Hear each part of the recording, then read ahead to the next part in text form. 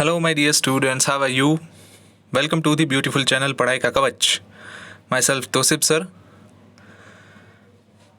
Today, students, we are going to discuss about the oxygen cycle, the last biogeochemical cycle of this section. As you know, in our previous sessions, we have discussed about the carbon cycle, nitrogen cycle, water cycle, and greenhouse effect. Okay. So let us start today's lecture with the oxygen cycle. After the oxygen cycle, students, we will discuss about the ozone layer, which is a most important layer to protect the human beings from the ultraviolet radiation of sun. Okay.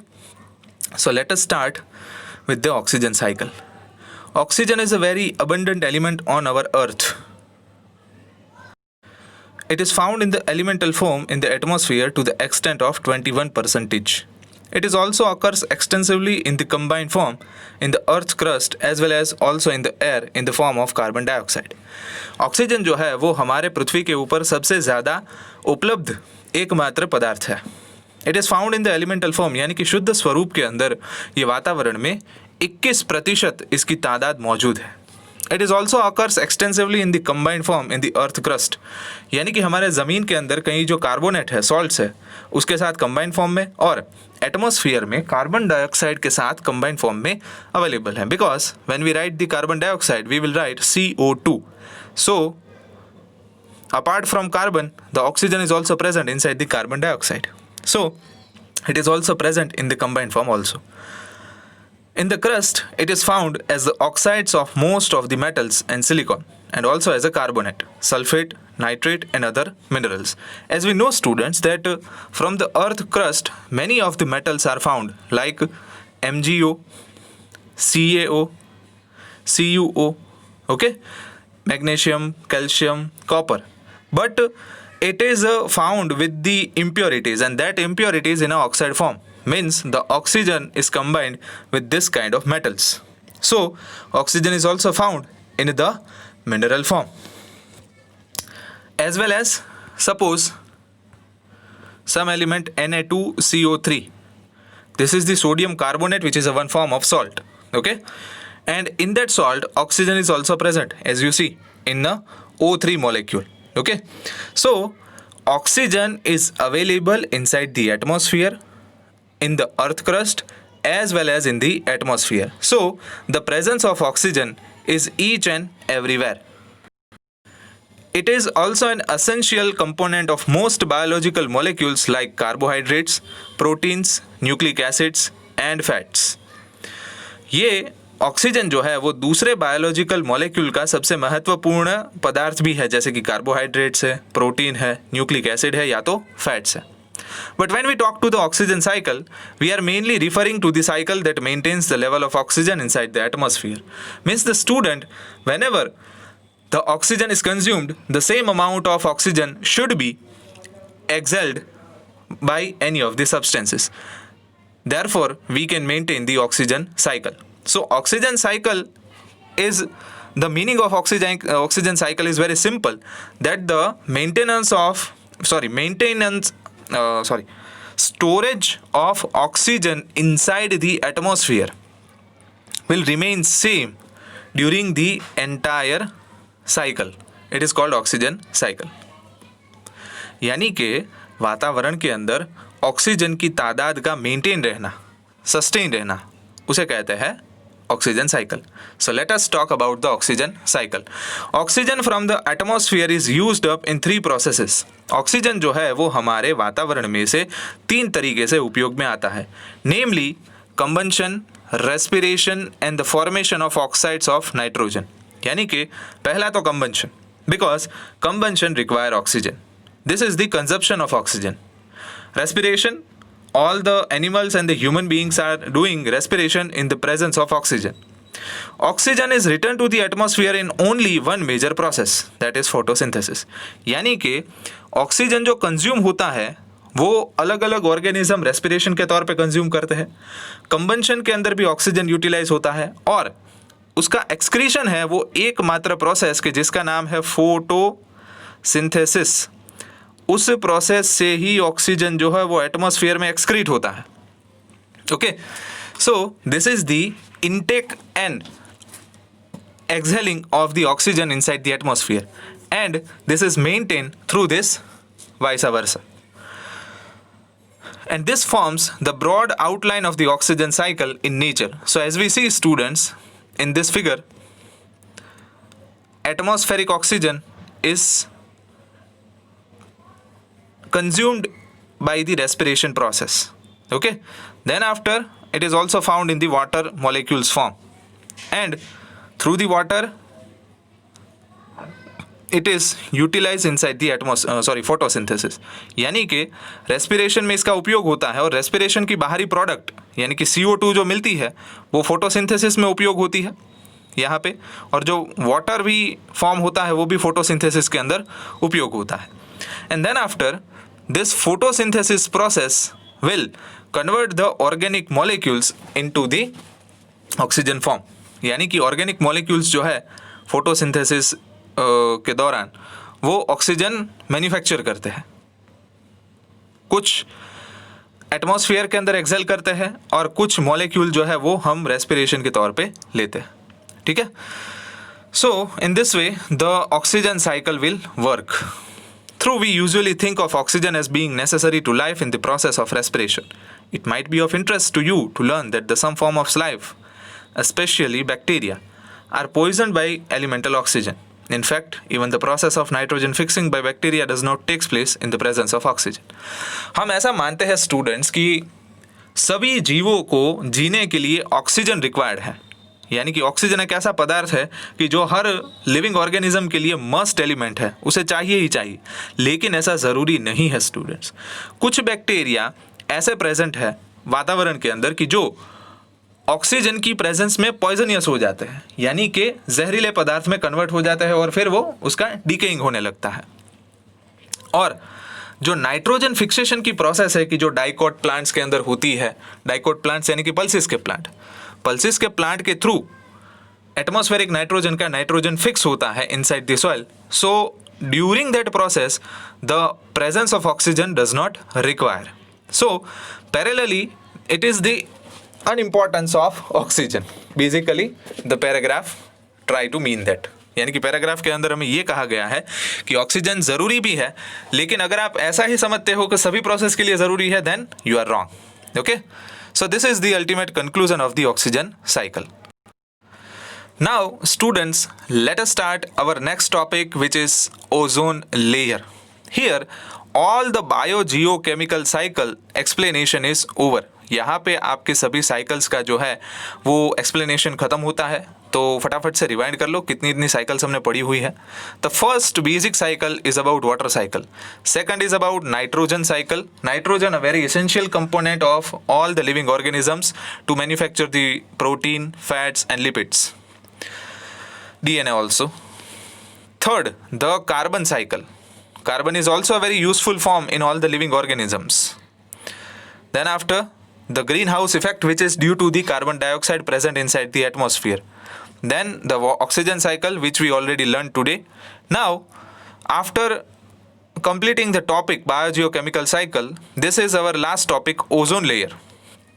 Ozone layer जो है वो हमारा last topic है. Ozone आपने अभी सुना भी होगा इसके बारे में, क्योंकि 16 सितंबर को वर्ल्ड ओजोन डे मनाया जाता है पूरी दुनिया के अंदर. अब चलिए शुरू करते हैं कि भाई ओजोन क्या चीज़ है, उसका महत्व क्या है. चलिए.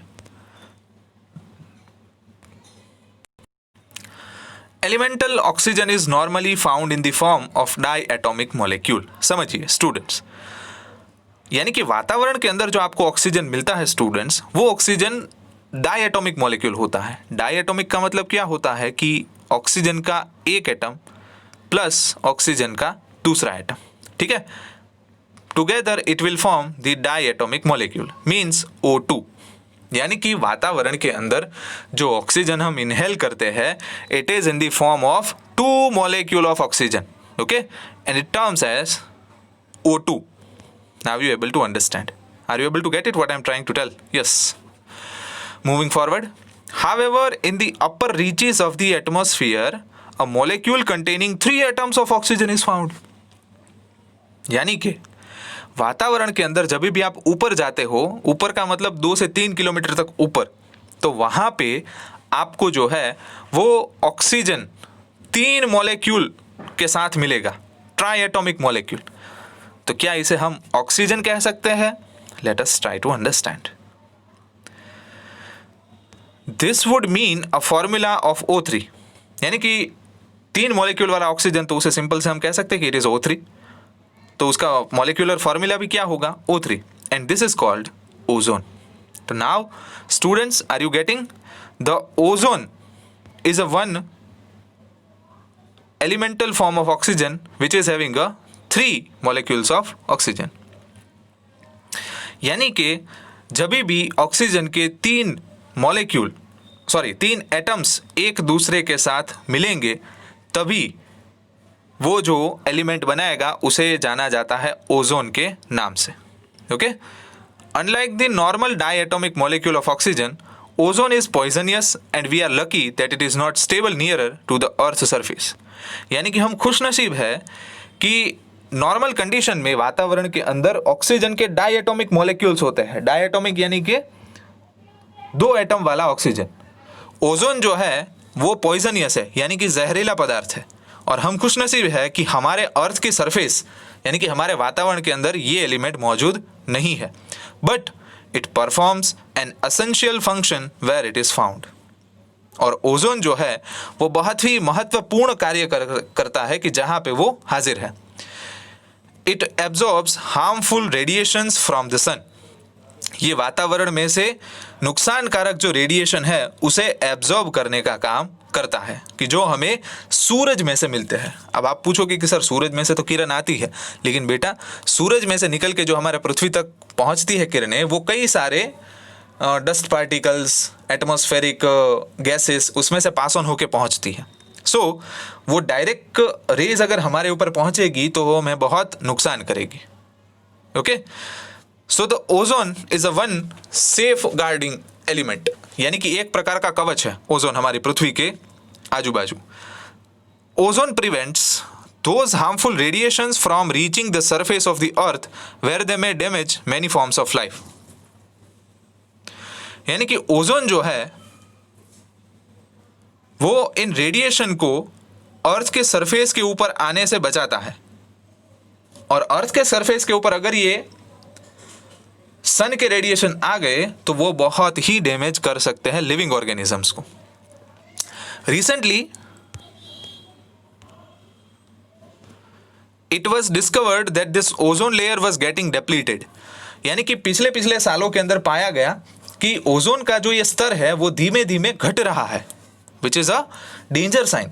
क्योंकि अगर ओजोन का लेयर घट गया तो ओजोन के लेयर घटने की वजह से harmful radiation coming from the sun will directly strike to the earth surface, which is not good for the living organisms.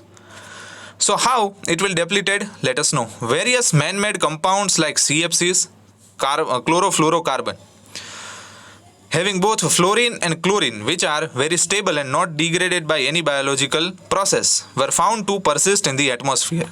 यानी कि CF means the CFC molecules are having a fluorine and chlorine, जिसको हम atmosphere से remove नहीं कर सकते। अब आप पूछोगे कि सर CFC को रिमूव करने की ज़रूरत क्या है, भले न रहे वो एटमॉस्फेयर में, लेकिन once this CFC reached the ozone layer, they would react with the ozone molecules. This resulted in a reduction of the ozone layer, and recently they have discovered a hole in the ozone layer above the Antarctica. यानी कि ये जो CFC है वो ozone के साथ जब भी मिल जाते हैं तो वो ओजोन को ख़त्म कर देते हैं, और वहाँ पे धीमे धीमे यानी कि एटमॉस्फेयर से कुछ ऊपर ये CFC जो ओजोन के साथ रिएक्ट करके उसे ख़त्म करते हैं, तो ओजोन की तादाद इतनी कम हो गई थी कि पिछले बार साइंटिस्ट ने ये डिस्कवर किया कि 1980 में ये होल इतना था, ओजोन इतना ख़त्म हुआ, 1985 में ये होल बढ़ गया, और 1990 में तो ये पूरा फैल गया। तो ये होल जो है, मतलब यहाँ पे जो आपको ये ब्लू कलर का सर्कल बड़ा होता हुआ दिख रहा है, ये ब्लू कलर का बड़ा सर्कल और कुछ नहीं है, लेकिन ये ओजोन की घटी हुई संख्या है। ठीक है, और अगर ये एंटार्कटिका से हमारे जहाँ पे लोग रह सकते हैं वैसी कंडीशन में आ गए, यानी कि ऑस्ट्रेलिया, अमेरिका, इंडिया, जापान, कहीं पर भी, तो वहाँ पे बहुत ही डिफ़िकल्टीज अराइज करेगा।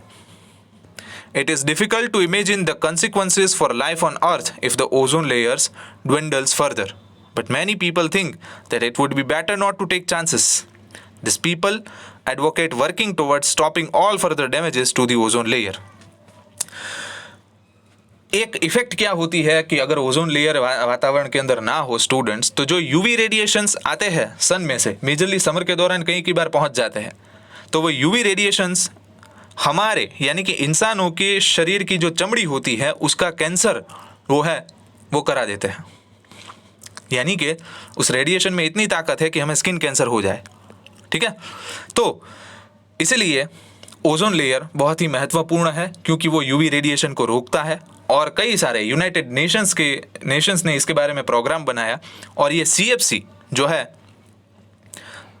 उसका प्रोडक्शन बंद करवाया। ये CFC और कुछ नहीं लेकिन आपके एयर कंडीशनर के अंदर और रेफ्रिजरेशन के अंदर यानी कि फ्रिज में इस्तेमाल होने वाला एक प्रकार का गैस, तभी से ये CFC का उपयोग बंद कर दिया गया क्योंकि ये ओजोन लेयर में होल करने वाला एक मुख्य तत्व था। I hope now you able to understand what is ozone layer, how it will react with the UV radiation and what is the consequences if it is depleted. Okay, so यहाँ तक रखते हैं स्टूडेंट्स, यहाँ पे आपका chapter भी complete होता है। आई होप कि आपने बहुत कुछ सीखा होगा इसमें से। नेक्स्ट लेक्चर के अंदर हम नया चैप्टर स्टार्ट करेंगे। Thank you.